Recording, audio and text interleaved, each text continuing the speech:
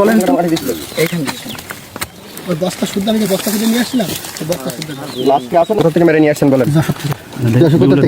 যশোর আছে কলকাতা আমাদের থেকে মাটি দেওয়া হাত দিয়ে রাখো তার মাধ্যমে নিয়ে আসছিলেন। ওটা আছে আমি নিজে আনছিলাম আছে ওই ধ্যান দিয়ে মানে প্রথম তুমি কি জীবিত নিয়ে আসছিলে নাকি মৃত মৃত?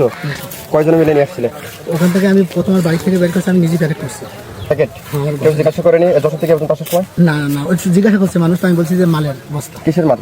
কাপড়ের আমার এখানে আবার আমার বাসের দোকান আছে তো এই জন্য কেউ কোনো সন্দেহ করে না। কেউ সন্দেহ করেনি? এটা কার বাড়ি? এটা হচ্ছে আমার শ্বশুরের বাড়ি। আর যে জমিতে লাশ মাটি দেওয়া এই জমিটা কার? এটা হচ্ছে আমার নানা শ্বশুরের বাড়ি।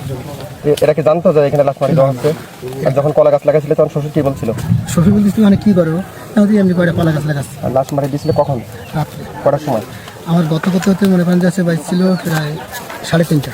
3:30। হ্যাঁ এটা কয় হাত গভীর করা আছে? রাত্রে যেতে পর্যন্ত 3:30 গত ওই কয়জন মিলে করছেন? আমি একাই করছি। লাস্টে কোন দিকে মাটি দেওয়া?